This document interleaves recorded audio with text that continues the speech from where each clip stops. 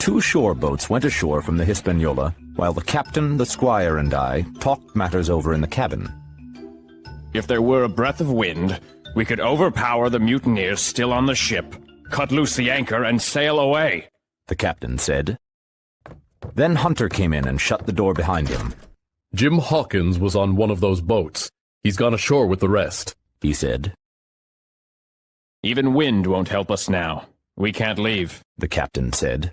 I fear for his safety. We may never see the lad again, the squire said. We all went up on deck, and there was a nasty stench of illness in the air that made me sick. The 6 remaining scoundrels were sitting and grumbling under a sail in the forecastle. Ashore, we could see the 2 boats tied up, with 1 man sitting in each near the mouth of the river. I can't just sit here, I said. I'm going ashore in the rowboat. I'm going with you, Hunter said. The map had indicated a stockade, and Hunter and I steered the rowboat in its direction. The 2 men guarding the shore boat seemed anxious at our appearance. I could see the pair discussing what they ought to do. But they had their orders, I suppose, and decided to stay where they were. There was a slight bend in the shoreline, and I steered out of their line of sight. When we landed, I jumped out and ran, with a pistol in each hand. I had hardly gone 100 yards when I reached the stockade. Inside a 6-foot-high fence was a sturdy log house with a spring of clear water that rose up underneath it. The house could hold 30 people in a pinch, and there were some holes in the walls for men with muskets to defend the stockade.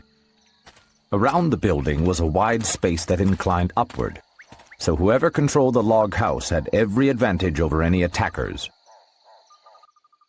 This spring is particularly advantageous, I thought. We have arms and ammunition on the Hispaniola, things to eat, and excellent wines, but no water. Just then, I heard the cry of a man at the point of death ringing over the island, followed by the distinct clap of a pistol. Jim Hawkins is dead, I thought. Immediately, I returned to the shore and jumped in the rowboat, and Hunter made the water fly until the boat was soon alongside the Hispaniola. When I was back aboard the ship, I found everyone shaken. The squire had his head in his hands, and one of the 6 crewmen seemed tortured by guilt as well. That one, Captain Smollett said, nodding toward him, nearly fainted when he heard the gunshot. One little push, and that man will join our side. I told the captain about my plan to take refuge inside the stockade, and we settled on the details. Redruth would stay in the galley with loaded muskets for protection. Hunter brought the boat just off the stern, and Joyce and I started loading powder tins, muskets, bags of biscuits, pork, some wine, and my invaluable medicine chest.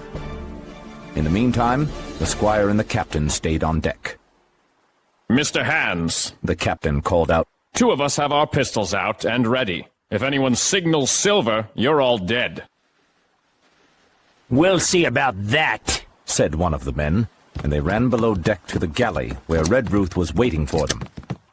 The crewmen scattered throughout the ship, and every time one popped his head out of an opening, the captain would point his pistol and say, "Down, dog!" By this time, we had the rowboat loaded as much as we dared, and Joyce, Hunter, and I quietly made for shore as fast as the oars could take us. This second trip alarmed the lookouts on the beach, and one of them disappeared into the woods. We soon touched land and transferred everything into the stockade, and Hunter and Joyce stayed to guard the house while I rowed back to the Hispaniola. The squire, who was waiting, caught the boat and secured it, and we started loading it with more provisions. After the squire, Redruth, the captain, and I each took a musket and a cutlass, we dumped the rest of the arms and powder near the cabin overboard into the sea. By this time, we heard sailors faintly calling to each other from the direction of the 2 boats. Joyce and Hunter should be safe, I said, but we must hurry. Redruth dropped into the boat, which we then brought around for the captain. "Now, men," Smollett said to the rest of the crew, "do you hear me?" There was no answer from the forecastle. "It's up to you, Abe Gray. It's to you I am speaking." Still. Second. There was a sudden racket, a sound of blows, and out burst Abe Gray with blood on his cheek. I'm with you, sir! He yelled, running to the captain. He and the captain got aboard with us, and we shoved off. We were off the ship, but not yet safe inside our stockade. Our little boat was gravely overloaded. In addition to our supplies, we were carrying 5 grown men, and 3 of them, Trelawney, Redruth, and the captain, were over 6 feet tall. We took on water several times, and my pants and the back end of my coat were soaking wet. Suddenly, the captain gasped. The cannon! I'd entirely forgotten about the ship's guns. To our horror, we saw the 5 pirates on the Hispaniola busily removing the cover from the big cannon. Not only that, but I realized the cannonballs and some powder had been left behind. Israel was Flint's gunner, said Gray hoarsely.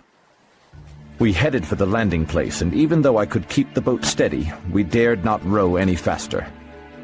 Unfortunately, this course displayed our broadside to the Hispaniola, and we offered a huge target for the pirates. I could see that rascal Israel on the deck putting the cannonballs down the gun's neck. Mr. Trelawney, said the captain. I need you to pick off one of those men. Mr. Hands, if possible.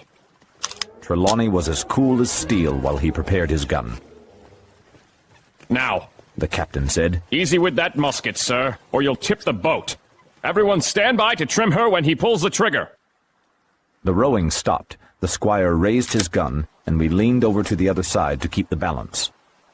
By this time, the pirates on the Hispaniola had turned the cannon toward us.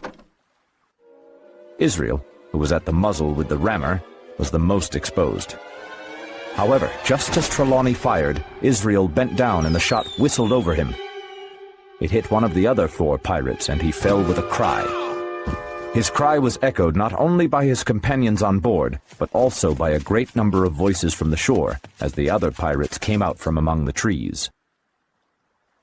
"The pirates are going toward the boats," I said. "Row!" cried the captain. "We mustn't mind if we flood her now. If we can't get ashore, we're done for." "They're taking only 1 boat," I said. "The crew of the other boat is staying on the shore to cut us off." "It's not them I mind, it's the cannon," the captain said. "There is no way they can miss us. Tell us, Squire, when you have another chance at a shot, and we'll stop." Meanwhile, we'd been making pretty good headway for a boat so overloaded, and we'd taken on very little water. We were now close, and in 30 or 40 strokes we could beach her on a narrow belt of sand below the clustering trees. The pirates' boat was still behind us, and the tide, which had so cruelly delayed us, was also delaying them. The one source of danger was the cannon. "I think I can pick off another man," said the squire. "Hold!" the captain shouted, quick as an echo, and our boat stopped so fast that water poured over the stern. A cannonball came toward us at that same instant, and the squire's shot missed. Where the cannonball hit, no one could tell, but it must have gone over our heads and plunged into the water, because its impact contributed to our disaster. At any rate, our boat sank in 3 feet of water. The captain and I got to our feet, but the other 3 went under and came up drenched. So far, there was no great harm. No lives were lost, and we could wade ashore safely, but all the food and supplies were underwater. To make things worse, only 2 guns out of the 5 remained ready to use.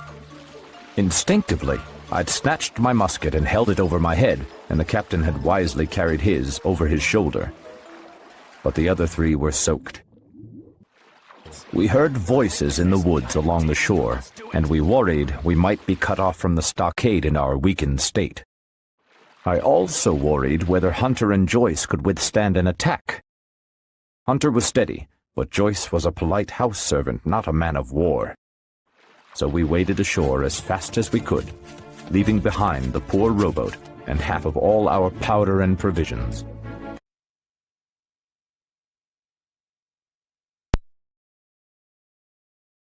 We raced through the woods toward the stockade, and we could hear the pirates running and shouting as they drew nearer.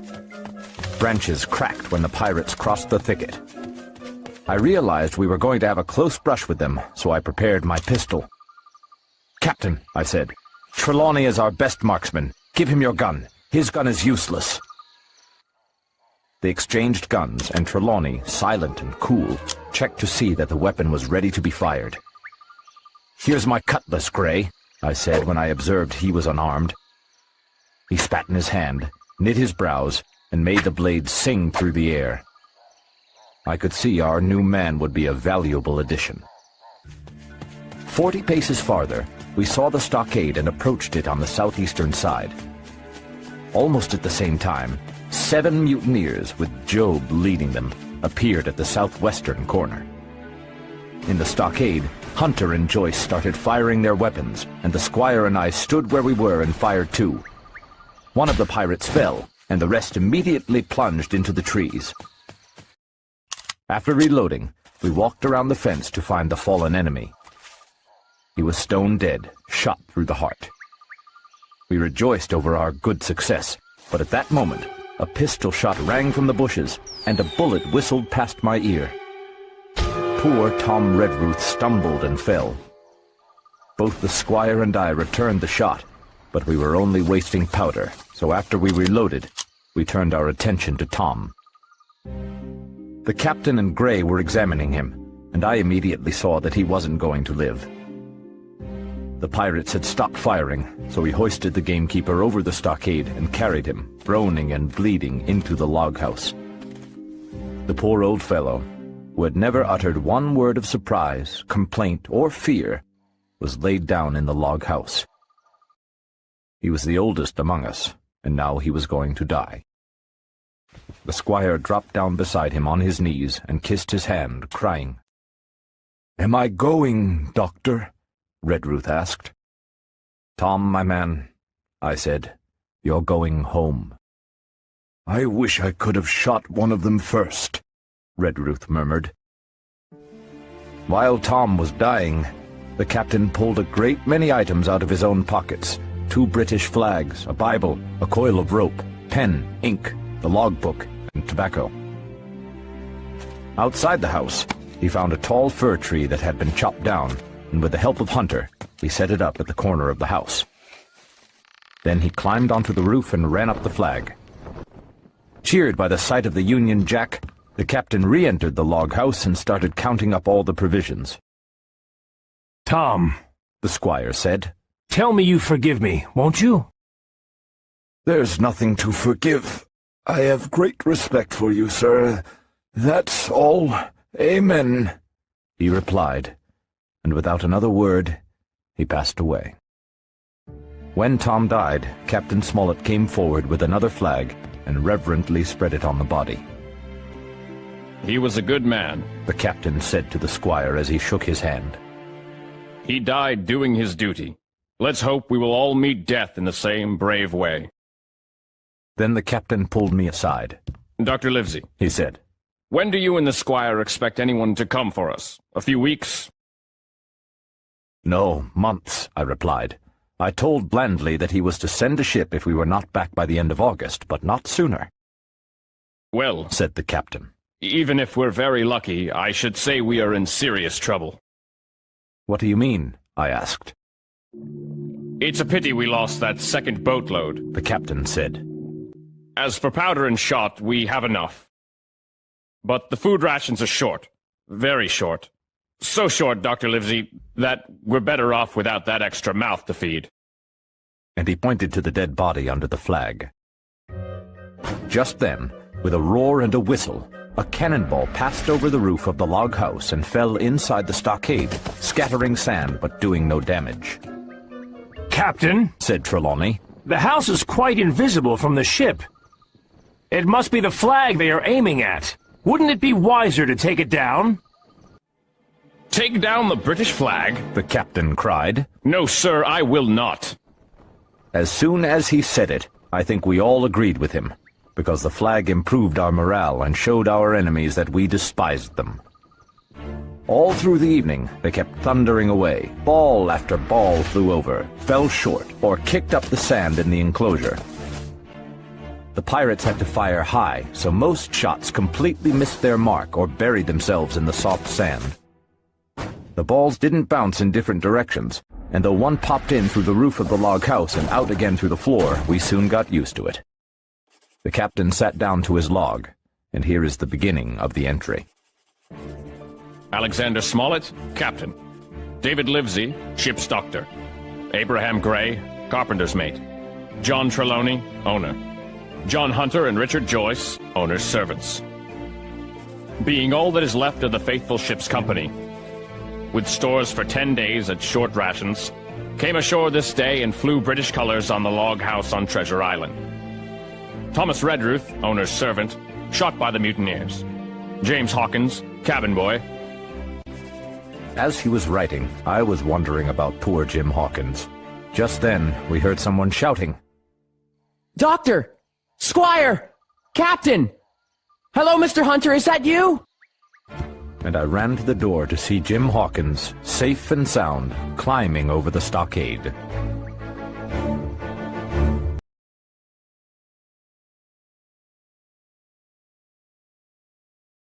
As soon as Ben Gunn saw the flag above the cabin in the stockade, he grabbed me by the arm. "Ah, your friends are there," he said.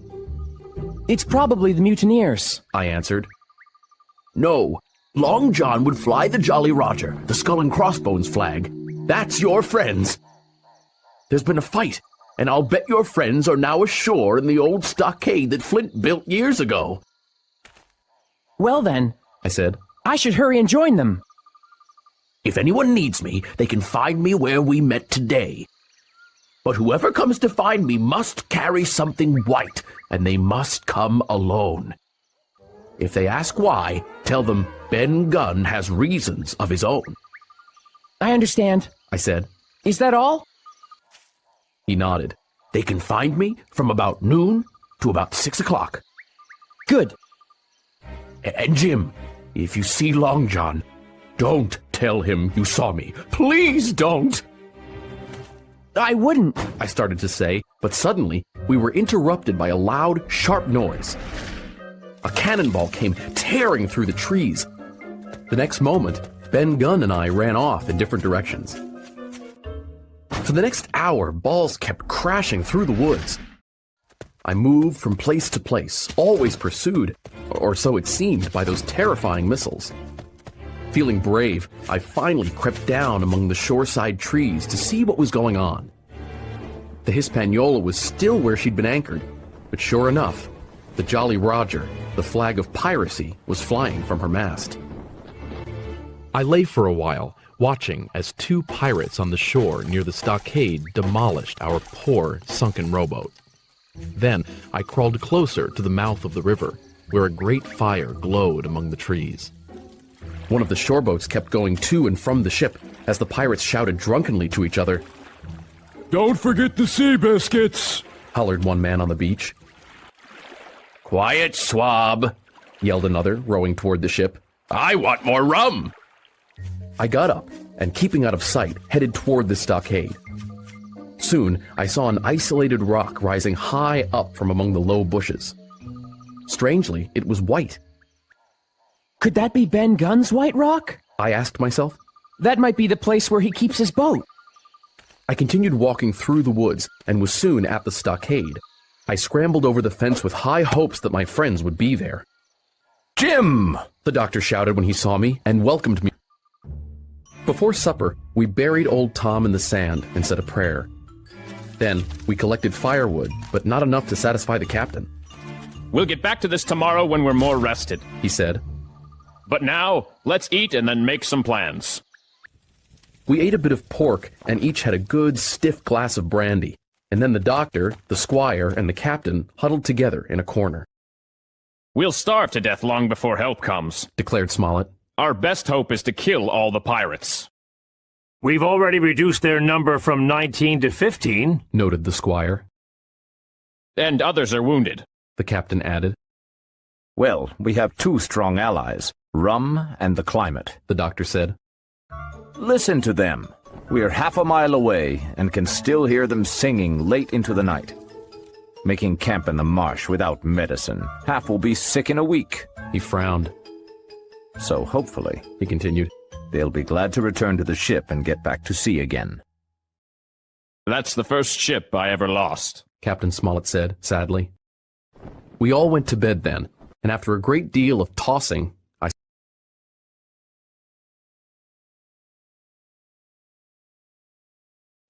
I was awakened by the sound of excited voices. There's a flag of truce! Someone exclaimed. Then another, with a cry of surprise, said, It's Silver himself! I jumped up, rubbed my eyes, and ran to a musket hole in the wall.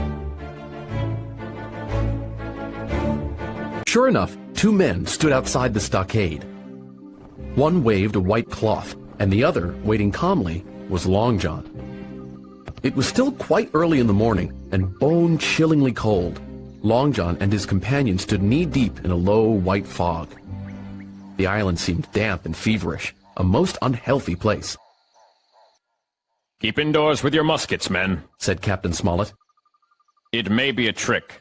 Then the captain yelled to the pirates, Who goes there? Speak or we'll fire! Flag of truce! Silver cried. The other man shouted, Captain Silver's here, sir, to make peace! Captain Silver? Who is he? Roared Smollett. Then he added to himself, Captain, is it? He's given himself a promotion. It's me, sir. Long John called out. These lads chose me to be their captain after you deserted your crew, sir. He emphasized the word deserted. We want to discuss our differences with you, Silver went on. All I ask, Captain Smollett, is your word that I'll be safe inside this stockade, and that you'll give me 1 minute to get out of range before a gun is fired. If you wish to talk to me, you can come in, Smollett said. I give you my word that if there's any treachery, it'll be from you, not me. That's good enough, Captain, Long John said cheerily. Your word is enough. Silver walked to the stockade, threw his crutch over, got a leg up from his companion, and with great vigor and skill climbed over the fence and dropped safely to the other side. He had trouble getting up the hill, however. The tree stumps and the soft sand made him and his crutches helpless as a ship out of water. But he stuck to it and arrived, dressed in his best blue coat, with a fine laced hat on his head, at last before the captain. I was so fascinated by the meeting that I left my place at the musket hole and stood behind the captain. Have a seat, said Captain Smollett, motioning to the sandy ground. Can't we go inside, Captain? Pleaded Long John. It's too cold to sit outside. It's your own doing, the captain said. If you had stayed an honest man, you'd be warming yourself in the ship's galley as my cook. But you are Captain Silver now, a common mutineer and pirate, so you can go hang. Well, you'll have to help me up again, that's all, said Silver as he sat down on the sand. If you have anything to say, you'd better say it, the captain replied, sitting down across from him. Well, now, that was quite a fight last night, Captain Smollett, Silver replied. I don't deny it. That's why I'm here to make peace. You thrashed my men pretty good, even killed one of us. But hear me, Captain. You won't catch us twice, by thunder. Maybe you think we were all drunk. But I wasn't. I was sober, just very tired. If I'd awakened a second sooner, I'd have pounded you. Well? Smollett said, coolly. Captain Smollett didn't know what Silver was talking about, but you'd never have guessed it from his tone. I had a good inkling, though, as to what Long John was describing. Ben Gunn must have sneaked up on the pirates while they all lay drunk on the beach around their fire. I smiled and thought, now we have one less pirate to deal with, thanks to my new friend. We want that treasure, and we will have it, exclaimed Silver. You have the map, don't you? Maybe, the captain replied. Oh, you have it, I know that, said Long John. We just want the map. I never meant to do you any harm. We know what you meant to do, Captain Smollett interrupted. Give us the treasure map, demanded Silver, and stop shooting my men and smashing their heads in while they sleep. Once we have the treasure, I promise to drop you ashore somewhere safe, or you can stay here. We'll evenly divide the provisions we have, and I promise to send the first ship I see to pick you up. You couldn't get a better deal. Captain Smollett rose. Is that all? He said. Refuse my offer, Silver answered. and all you'll see from me is musket fire. Very good. The captain said. Here's my counteroffer. You all come here one by one, unarmed. I'll put you in chains and take you to England for a fair trial. Refuse my offer, and I'll see you all at the bottom of the sea. You can't find the treasure. You can't sail the ship. Not a man among you knows how to navigate that ship. You can't fight us. Gray there got away from 5 of you. Your ship is useless, Mr. Silver, because it's anchored on a windless shore.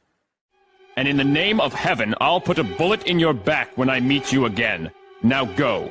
Get out of here and make it quick. Silver's eyes bulged with wrath. Help me up! He shouted. No. The captain calmly replied. Who'll give me a hand up? He roared. Not one of us moved. Growling foul curses, Long John crawled along the sand to the porch and hoisted himself up on his crutch. Then he spat into the spring. That's what I think of you, He cried. I'll smash this house like a cask of rum. Laugh, by thunder, laugh! Those of you that die will be the lucky ones. He stumbled off, cursing, and then tried 4 or 5 times to get over the stockade fence. The man with the flag of truce finally helped him, and they disappeared among the trees. Captain Smollett stared at Long John and his companion until they disappeared, and then he came inside. I made Silver angry, He said. so I think that before the hour is over, they'll attack. We're outnumbered, I know, but this shelter gives us an advantage. We can defeat them. Suddenly, with a loud cry, some pirates leapt from the woods on the north side and ran straight for the stockade. At the same moment, gunfire came from the woods, and a rifle ball whistled through the doorway, blasting the doctor's musket into bits. The pirates swarmed over the fence like monkeys as the squire and Gray fired again and again. 3 pirates fell, but one was more scared than hurt, and he climbed back over the fence and disappeared among the trees. Meanwhile, from the woods, 8 pirates kept up a hot burst of fire on the log house. Shouting to each other for encouragement, 4 more pirates got over the fence, swarmed up the mound, and were immediately upon us. Suddenly, the head of Job Anderson appeared at the middle musket hole. Get them, men! Job roared. At the same time, another pirate grabbed Hunter's musket by the muzzle, wrenched it from his hands through the hole, and with one stunning blow, rammed it through and bashed the poor fellow senseless on the floor. Meanwhile, a third, running south to the porch, appeared in the doorway and attacked the doctor with his cutlass. In an instant, our position was utterly reversed. A moment ago, we were firing, under cover, at an exposed enemy. Now, it was we who were vulnerable. The log house was full of gun smoke, cries, confusion, and the flashes and noise of pistol shots, when one loud voice rang in my ears. Out, lads! Fight them in the open! Cutlasses! Shouted the captain. I snatched a cutlass from the pile and dashed out into the clear sunlight with someone close behind. Before me, I saw the doctor pursue his attacker down the hill and then send him tumbling backward with a great slash across the face. Go around the house, lads! Captain Smollett cried. With my cutlass raised, I ran around the house as one pirate was shot dead by someone inside.